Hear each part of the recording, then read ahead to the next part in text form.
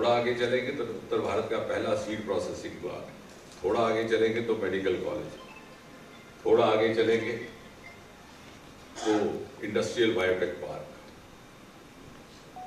उस तरफ जाएंगे तो शाहपुर कंडी का प्रोजेक्ट 40 वर्ष से रुका पड़ा था, जिसका शिलान्यास तत्कालीन प्रधानमंत्री श्रीमती इंदिरा गांधी कर गई थी 1984 में, लेकिन काम शुरू हुआ 2019 के बाद।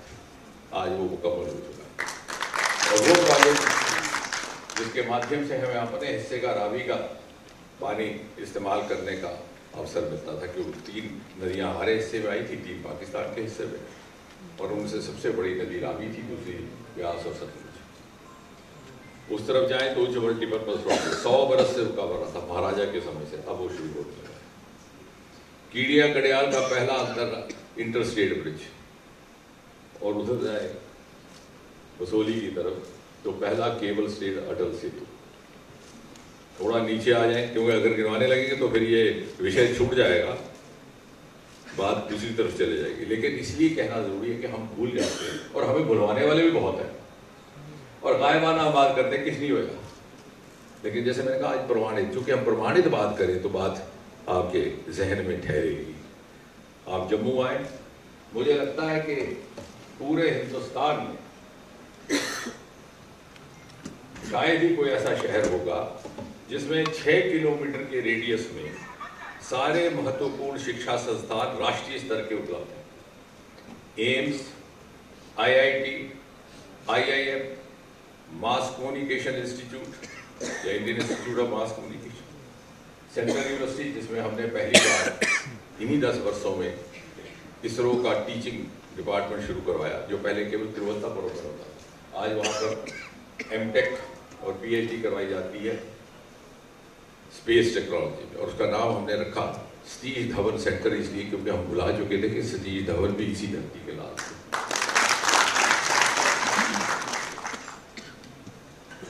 और आगे चले जाए उधमपुर की तरफ तो ये हाईवे जो है वो अपने में प्रतीक है, जो एक जमाने में 3 घंटे लगते थे, आज अब 40, 50, 100, 60 मिनट में पहुंच जाते हैं। उधमपुर का अमृत स्टेशन, 2 वंदे भारत शुरू हुई है कठुआ में भी, उधमपुर में, और उस स्टेशन का नाम बदल के तुषार महाजन के नाम पर रखेगा। PMGSY में पिछले 5 वर्षों में उधमपुर को हिंदुस्तान में पहले 3 जिलों में शामिल किया है। जहां कहीं पगडंडियां थी, आज वहां सड़कों के जाल बिछ चुके हैं। रेडियो स्टेशन की मांग आई थी सन 1965 में और फिर 71 में। प्रोफेसर चमन जी ने बड़े आग्रह पूर्वक सन 1971 में कहा था, जब जंग शुरू हुआ, कि यहाँ रेडियो पाकिस्तान का सिग्नल बजता है, क्योंकि उस समय हमारे आकाशवाणी के सिग्नल इतने बहुत ज़्यादा मजबूत नहीं थे, उधमपुर में रेडियो स्टेशन होना चाहिए। उस मांग की पूर्ति इन 10 वर्षों में हुई है, आज वहाँ पे। और उतना ही नहीं, आगे जाएंगे तो नत्था टॉप में हमने एक रिले स्टेशन बनवाया, और जिस दिन उसका लोकार्पण हुआ तो मैंने ये कहा कि अब मन की बात मोदी जी की इन पहाड़ों में भी गूंजेगी, वहाँ तक पहुँचेगी।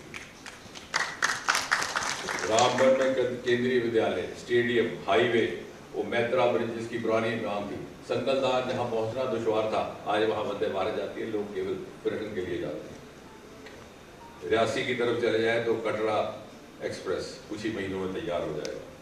कटरा मॉडल स्टेशन, कटरा प्रसाद योजना, कटरा की काया पलटने का काम 10 वर्षों में। डोडा में चले जाए तो खिलानी हाईवे। ऐसे ऐसे गांव जहाँ पे मेरा भी गांव शामिल है, हमारे बुजुर्ग गुजर जाते थे बगैर मोटर कार के दर्शन किए, आज वहां से हाईवे गुजर। मेडिकल कॉलेज जहाँ किसी ने मांग नहीं की थी, आज डोडा में धर्मपद का एक पुल हुआ करता था, मजाक था, लतीफा था कि ये इन 2 स्तंभों का मेल कब होगा, मिलन कब होगा। यूपीए की सरकार 2 खंभे लगा करके छोड़ गई थी पुल, क्योंकि प्राथमिकता भी शामिल नहीं था। आज वहाँ वुमेन डिग्री कॉलेज है, और लेवेंडर की बात तो हुई, वो भी डोडा से। और उधर जाए किश्तवाड़ तो आप बहुत जल्द 4000 से अधिक मेगावाट बिजली उत्पादन होने वाली है, power hub of north. Quarter में मांग होती थी कॉलेज की, कभी उस मांग पर अमल नहीं हुआ। सरकार मोदी जी की जब आई तो राष्ट्रीय उच्चतर शिक्षा अभियान के तहत वहाँ कॉलेज स्थापित हुआ। मशेर जाते थे तो मोबाइल टेलीफोन बंद हो जाता था, शौच का रास्ते में कोई सुविधा नहीं थी, विशेषकर महिलाओं के लिए।